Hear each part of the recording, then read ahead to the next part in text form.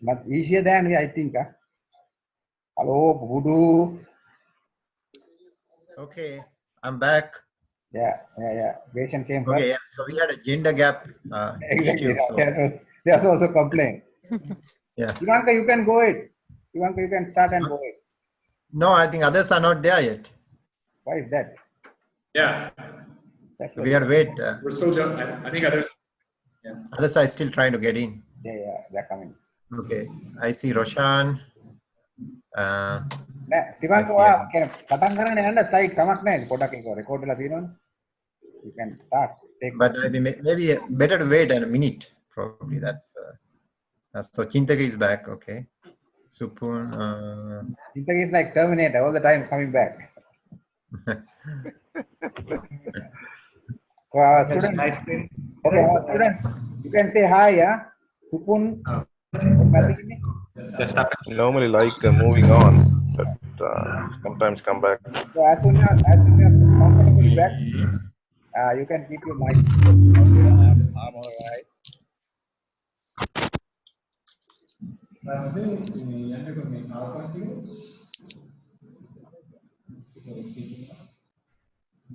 Thiwanka ඔළුව උතරක් තියෙනවා.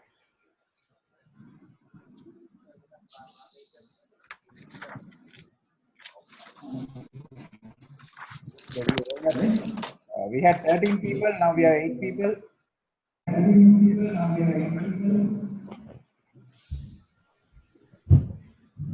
Hello, Chief. Are we all back?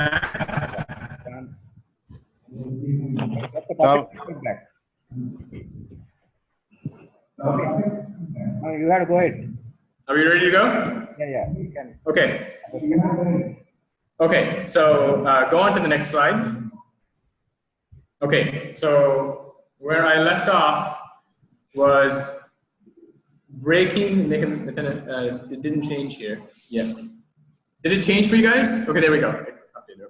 Okay, so where I left off was, how do we break down a complex system into these two structures that we call form and function, right? So first I'm going to focus on the form part. So here's a definition for the form of a system. It's the physical or informational embodiment which exists or has the potential to exist. It's what the system is. So the form is the elements plus the structure. So if you remember in the example, in the telemedicine example, all those different elements that were on the slide, so that's part of the form. And then the structure, the lines that connected all of those different elements together, that's the structure. So both of those things combined gives the form to a particular system. And to be more specific about the informational part here and the very first bullet, it's things like software or data and things like that, which is what, for example, with my job, that's what I deal with. I deal with mainly data. So all of the, even if it's not a physical thing, it still can be part of the form of a system. So now let's go on to the next slide and talk about the function. So the function is sort of the behavior, the activities and the operations and transformations that cause, create, or contribute to a system's goal. It's the purpose for which a system exists. So in the previous example, going back to the telemarketing example, each of those different elements had a particular behavior and a purpose, which all contributed ultimately to the overall function and the overall behavior and purpose of the system, right? So that's what we're talking about when we say the function. So let's go on to the next slide, and I'll give you another example. So here, what I did is break down a very well-known system that we all have, the circulatory system, into its constituent parts. So if you look here on the right-hand side, I give you what the function of the system is. The main purpose, objective of the system is to supply oxygen to the organs. And on the very right-hand side, I have the form of the system, which is the circulatory system itself. You know, with the lungs, with the heart, with the capillaries, all the different things involved that make up the circulatory system. Now, I can break down that system into its constituent parts. So the heart, the lungs, the capillaries, that's what's in the middle, right? And then each of those different elements has a function in and of itself, right? So, for example, the heart pumps blood, right? So what you see here is the form and function of the whole system and its constituent parts broken down. And typically, the reason that this type of this way of breaking things down is very useful is because, you know, reading from left to right, you can see the system decomposed, and reading from right to left, you can see the system aggregated. Early in the design, for example, of the system, it's useful to read from the left to the right, and because you can understand that how increasing, you know, how building up each of these different elements builds up to the whole system. Whereas, for example, maybe later in the design, or, you know, when you're thinking about maintaining a product, you can read from right to the left, where you can now break down different components, and you look at, well, how do we maintain a heart? You know, how do you maintain the lungs and things like that? So it's just a quick example to sort of give you a sense for how a system can be decomposed and aggregated. So let's go on to the next slide. And we have a little activity, and I would like for all of you guys to participate, because I want to introduce a concept that's called the solution neutral concept. And you'll see how this relates to systems engineering thinking. And this is truly an exercise in creativity. So the challenge that I propose to you is, if you have a wine bottle and you have a cap, a lid on it, it's called a cork. How, you know, if I gave you the challenge of how do you figure out how to remove that cork out of that wine bottle without, you know, so that the contents of the wine bottle are accessible? What kind of ideas can you guys come up with for doing something like that? And please feel free to join in and give us some ideas, either here in Sri Lanka or on the internet.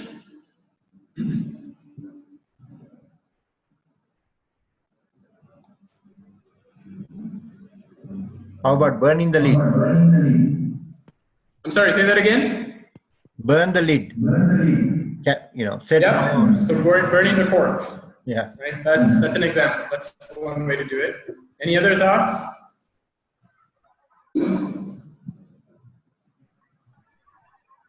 Yes, the standard thing, set the screw and pull it out. Yep, that's another good idea. I didn't catch who that was, but yep. Yeah, I think that's the standard way of doing it. With a screw, you pull it out. That's the standard way of doing it. But there are other ways. Yeah. So what we're trying to get you to motivate here. Go on to the next slide. Is for all of you guys to think about. If I gave you a problem, to think about things in this type of a.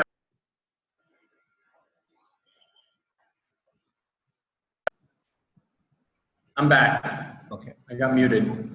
So what I was saying is, what we want you to think about when a problem is presented to you, what we want you to think about is how do you break that down into different components, and without necessarily thinking about the end goal, right? For example, you know, some of you guys have already seen, you know, probably how this is actually done, right?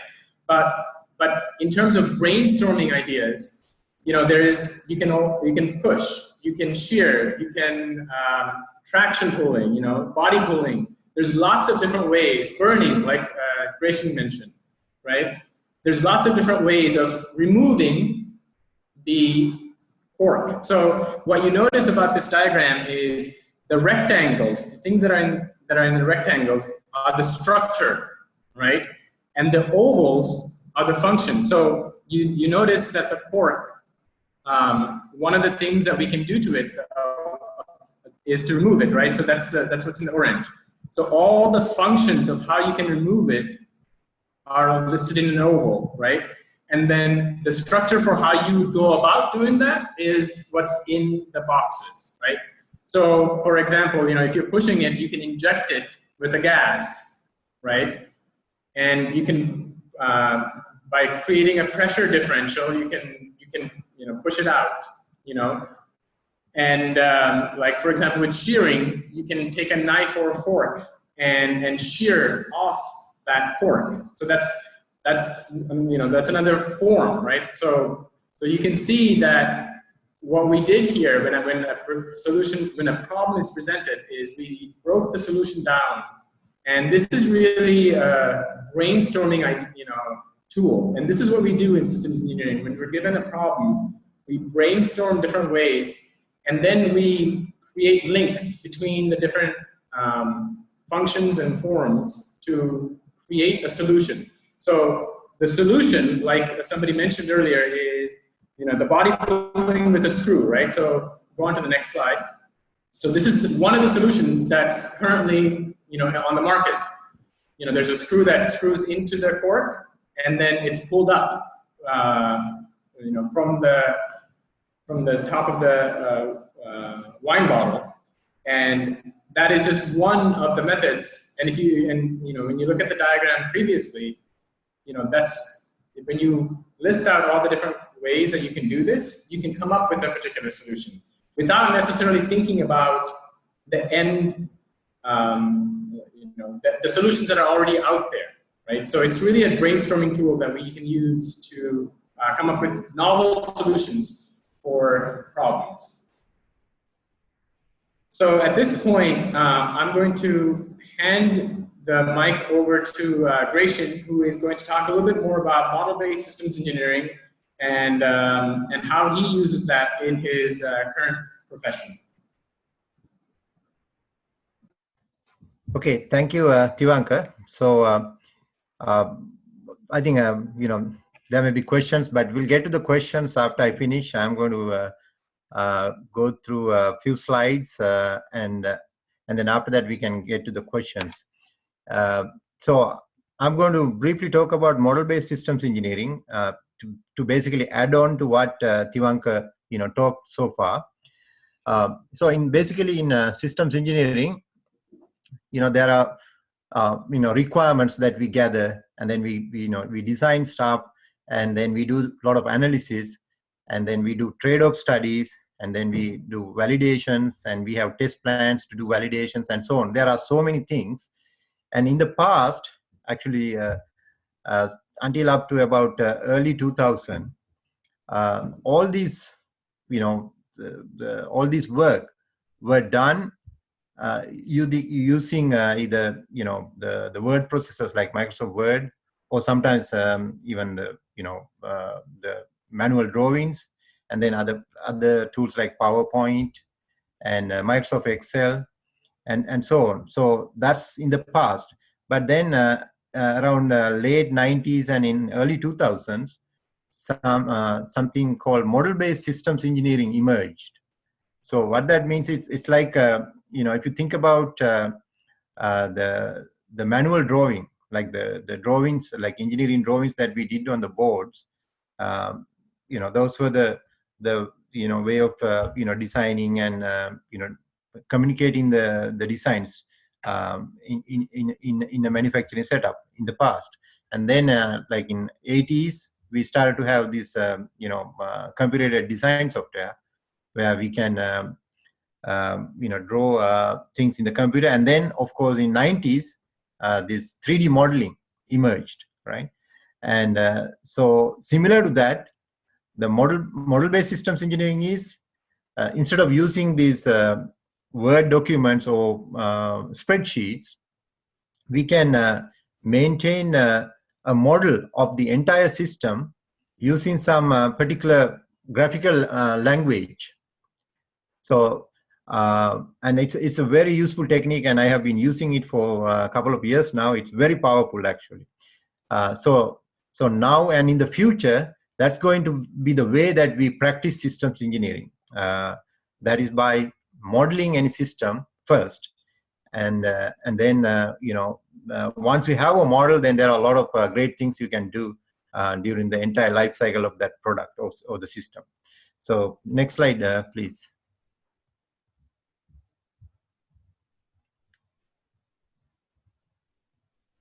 Yeah. So now again, why do you use model-based systems engineering? So basically, with the model-based systems engineering, the understanding of the overall project is highly, can be highly improved. For the customers and then the project managers, regulators, and so on. Every stakeholder will have their own view of the model. Just like when you have a 3D model, like when you think about the drafting and 3D modeling of the geometry, when you have a 3D model, you can get any view, like any orthographic view or any auxiliary view of that part using that 3D model. Similar to that, different stakeholders can get their own view of the system or the product that they are working on, right? So that's the key advantage of using model-based systems engineering. Next slide, please.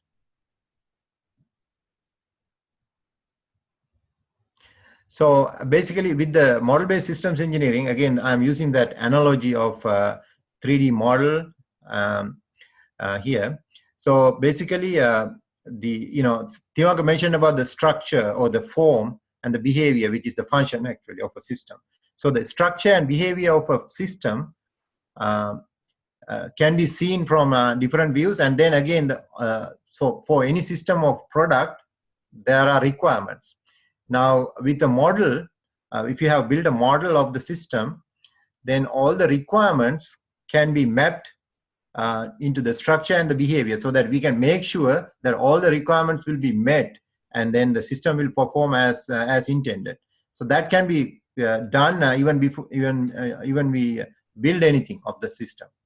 So that means like it's like a simulation we can do with the model, so that we can verify everything, all the requirements are met, and the proper structure is there, and the proper behaviors are there.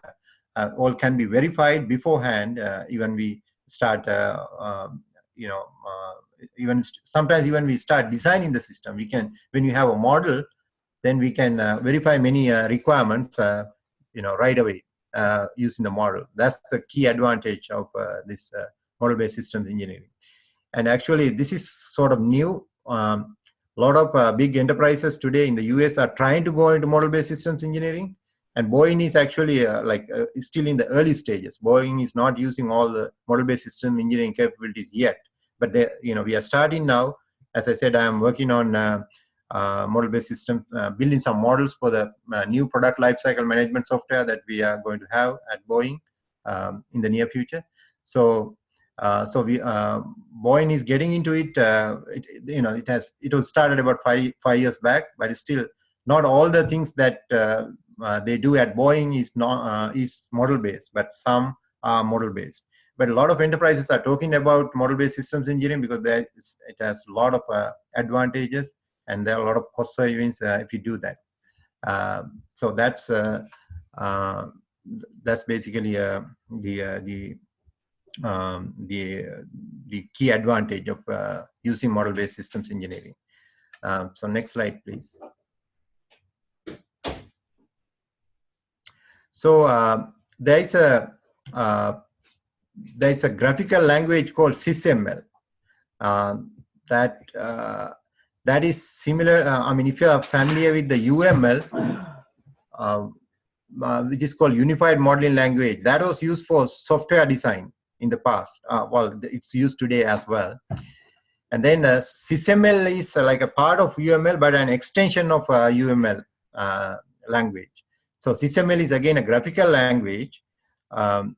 So it's basically a general purpose graphical modeling language for systems engineering applications.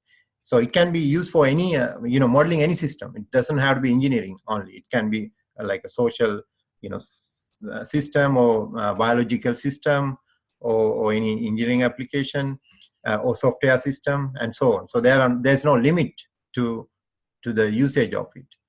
And then the SysML, that graphical language, supports the specification, analysis, design, verification, and validation of a broad range of systems. So, so it's again, as I mentioned earlier, with that SysML language, we can model the system at the very early stage of the product development life cycle, and then that can be used throughout the life cycle, and resulting in many many advantages throughout the product life cycle. Next slide, please. Now there are, as I mentioned, SysML is like a graphical language, and now there are a lot of commercially available software tools to model in SysML. Some of these I have listed here. The commercial ones, like Magic Draw, is the one that I use usually. That's the one we have at Boeing. And also Boeing has this other one called Rational Rhapsody Designer. It's from IBM actually. And then there are other ones like Artisan Studio, Enterprise Architect. All those are for doing the modeling using SysML language. And also there are open source, and I'm actually getting to this, trying to get into Modelio. I'm trying to get into, in the sense like trying to use Modelio because for FabLanka activities we are planning to use Modelio, because in FabLanka we are using everything open source. So it's I looked at it and similar to Magic Draw, but it's the same concept. It's the SysML language, but just the software tool is different. But then the open source is great anyway, although there are some limitations. Still, it's a great tool. So basically, just to give you an idea about commercially available SysML software. Next slide, please. So this is I'm not going to go through this. This is like an eye chart that I just. So this is basically a SysML diagram developed for a surveillance system, like a home security system. And actually this particular, so in SysML there are various types of diagrams, and that's how we model the system actually. So this one is called the requirements diagram, right? Because that's what we do first in systems engineering, where we gather the requirements, all the requirements. If you capture all the requirements correctly, then we can ensure a proper system development. So with the SysML, we can model those requirements also, and then we can basically break them down. And then, like for example, if you look at the 24/7 operation, so we have mentioned that the system shall be capable of detecting intruders 24 hours per day. So that's one requirement, and there may be others. This is just showing one.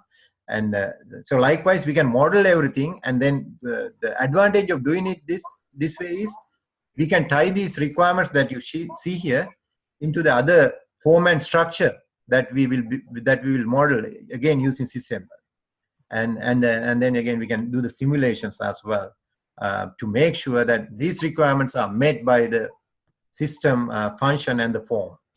So that Thiwanka talk about function and form, and with this we can with the SysML diagrams we can model the system, and then make sure that we end up with the required function and the form for the system. This is even before we design the system. This is just at the conceptual stage we can model the system and see, and then again we can iteratively change the model and see things just like we do in 3D modeling, right? Okay, so that's all. Yeah, go ahead. Did someone have a question? Yeah, there are questions. Now you want to finish it or get the question? Yeah, I'm done now. So basically, with that, I just want to mention that we are going to use this technique with FabLanka activities in the future, because I am planning to have some product development workshops to develop some products that suit Sri Lanka, like to address some pressing issues like water, like drinking water, for example, or some solutions for transportation, or some solutions for energy, and so on. So so we plan to use that model-based systems engineering approach to develop products. This is before manufacturing, of course.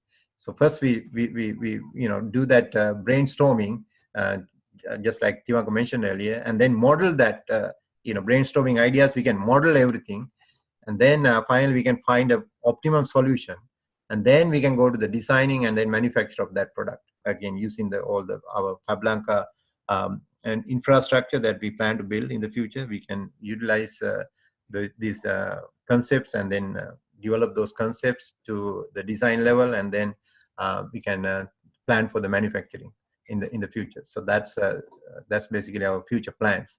So with that, I would like to take questions. Actually, you can ask questions, Thiwanka and also myself both. So we and this is going to be an open discussion, of course. The participants may have their own ideas, and those are going to be all good. So we would like to hear any ideas you have, and then first, if you have any particular direct questions, please feel free to go ahead and ask the direct questions. Okay, Roshan, there's a question. Thank you, Greshan. So we get some direct question first, and then some ideas a little bit later. Roshan, yeah. Greshan, I have a question regarding the model software that you have presented here. Mm-hmm. So I understand that you guys use this for like more, I don't know, I mean, if they are static processes. I mean, if we consider modeling a dynamic processes, for example, bioprocess like fermentation, like optimizing, and how to model the oxygen requirement and feed rate. Do you think this software have any convenience using? Yeah, exactly. So basically, good question actually, and it certainly does. And so the SysML has another diagram type called parametrics, and with that you can have any type of parameters, and that includes any dynamic parameters like like stochastic processes. Oh, okay. Yeah, so that can be modeled as well, and then tied to your again system form and function. So yeah, it's very powerful. You have to have the domain knowledge, of course. But like in your case, you have a biological system domain knowledge, of course.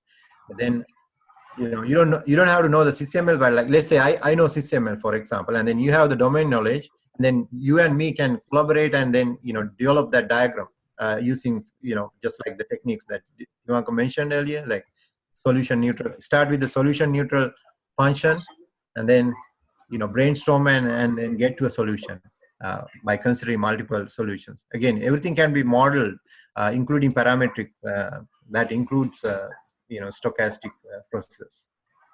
Okay, Greshan, I just have a follow-up question on that. Now, when you say these models of software are possible for collaboration, and also you mentioned that if they are dynamic modeling can be done. Now, is it possible to do collaboration online of a model? Can you deploy the model online, or it should be in one computer? So even for our work, we need to collaborate remotely. So actually, now the commercial software that I mentioned, MagicDraw, that I am using, that has a collaboration server, something that we have to purchase. If you do that, then we can access that same model from anywhere and work on it as necessary. But everyone can contribute. And I don't know about the open source one yet. I have to still I'm kind of new to the open source, because I'm looking into the open source one, because that's the one we can use for FabLanka, because we are going to be based on all open source due to our money constraints, right? So there may be a way, but right now I don't know about the open source one, but the commercial ones do have that collaboration capability. Thiwanka, just to add on, go ahead. Thiwanka, yeah. I was just going to add on to what Greshan was saying about to address Roshana's question. I think there's already biological systems modeling, computer-based models of biological systems in place. I believe I know some were used in the Human Genome Project, for example. I think it was something systems, biological systems markup or something like that. I can't remember the exact name, but I believe there's already systems, computer systems that are already in place for complicated, very complex and ever evolving things like, biological systems that you mentioned. And to just to, reiterate something, I think it's, when we think of systems, I think lots of systems can be very complex and always evolving. Even if it is a non-biological thing, if something is maintained by humans, typically they evolve over time. Even in aerospace, for example, new technologies emerge, and things need to always keep up to date. So even if it's not, like literal, biological evolution, there's always an ever evolving trend in technology. So even some of the softwares that Gratian mentioned, those can, those are also evolving as well. So, but anyway, that's all I just wanted to add. Thank you very much. We have less than 10 minutes to finish this session. If you want, we can go for one more session, but I think we can finish by 10 minutes. So if you have any general question, if you have a particular question, of course, you can go ahead. But general questions to comment, you are free to do so now. Anybody about the session, about your own ideas on the subject, very quickly. You have to wait. You have time. Yeah. Thiwanka, shallow.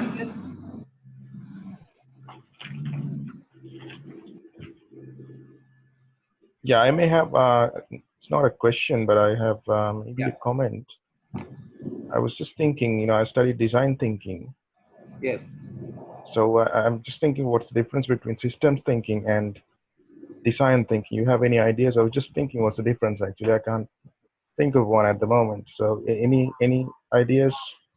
Thiwanka? I think it's just a different, different way to put it. I think it's the same thing though. Grace, can you repeat the question? I couldn't understand. What is the connection between system thinking and system engineering? No. Design design thinking and systems thinking. Design thinking and systems System thinking. engineering and what? Okay, design thinking. There's something called design thinking. I have heard about it, but I haven't done much. But I think I just briefly read about it, and I even Thiwanka, I remember you sent some materials on that. I briefly looked at it. It's the same thing as systems thinking to me, but they have a different twist to it, I think. Right. Where like the design thinking is like maybe more focused for a particular domain, whereas systems thinking is more broader. That's what my take, but again, I may be wrong. I don't know much about design thinking, but in my opinion, it's a different twist of the systems thinking. Okay.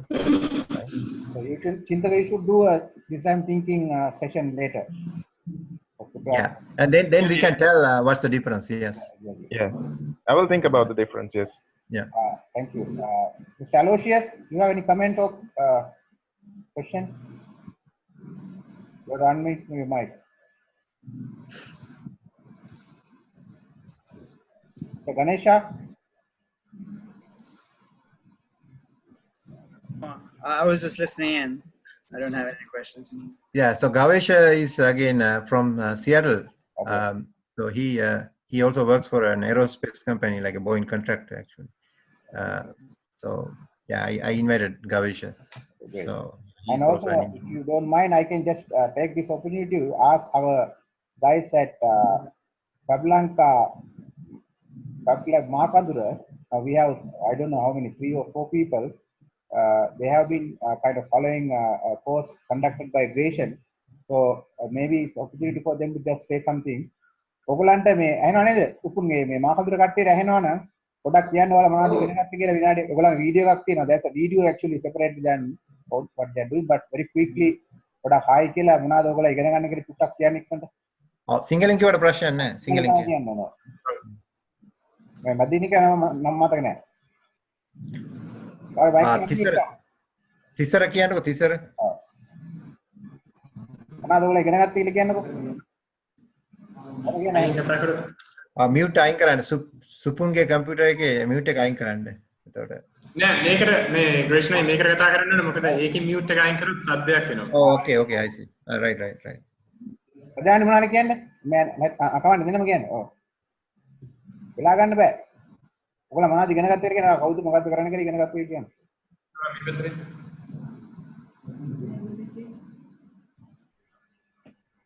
බය වෙන්න එපා කියන්නේ international audience ගණන් නැහැ. ගෙදර ඉන්නවා කියන්නේ.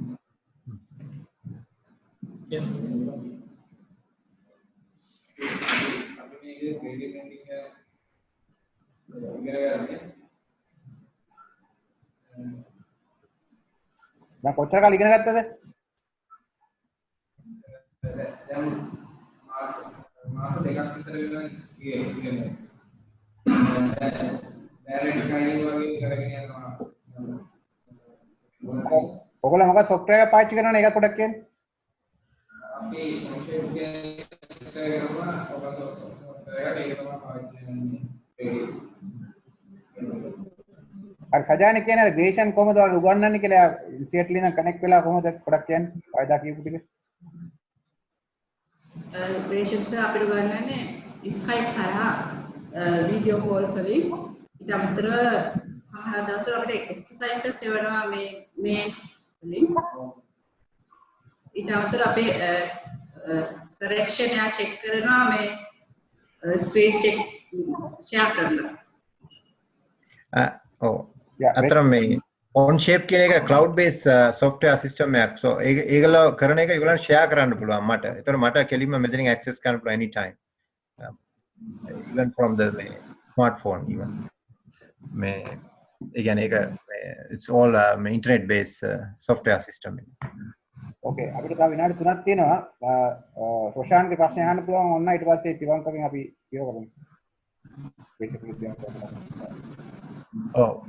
මට අතරම කියන්න ඕන අර දැන් මම I mentioned about the product development workshop. So I would like to invite this audience for those future workshops to first what we are going to do is we are going to brainstorm on what to develop first, and then after that we'll pick one and then we'll start developing that particular product whatever it may be, and so we can brainstorm and then find develop alternative solutions and then do some studies and analysis on each solution and then find the best solution that we can come up with. Okay. And then after that we can plan for the next stages like to implement that solution. Okay, thank you very much. Roshan, now have a question. You can ask your question from Thiwanka and then we can with Thiwanka we can finish. Okay. The question I was going to ask, typically when we do the industrial process and manufacturing process and optimizing this manufacturing process, we actually in our industry we use this something called quality by design and design of experiment. Where does I don't know if you guys use quality by design approaches in systems engineering, or does it fit in system engineering, or is that a separate area? I didn't hear exactly what he said. We can answer this question later. It's a very good question because this is also a relevant question on quality by design and something. So we have to anyway. Grayson, can you? Design of experiment is part of the analysis technique that can be with systems engineering any analysis can be used. DOE is just like one analysis type. Yes, that's basically that is used whenever it is necessary. Yes. Okay, thank you very much. Yeah, session is finishing now. That's a limitation of Zoom, but I think we did a good job. Thank you very much for joining, and this is our first such session. So we are planning to have similar sessions regularly. So we invite you and also people who could join today to connect to our session and have this kind of knowledge sharing. And also some of you are there will be interested in sharing your knowledge. So I invite you to also send invitation or send request asking for possibility of conducting the session as resource person. So thank you very much. Have a nice day, and thanks from all from the FabLanka team here. Thank you very much. Yes. Looking forward for more knowledge. Yeah. Thank you. Thank you.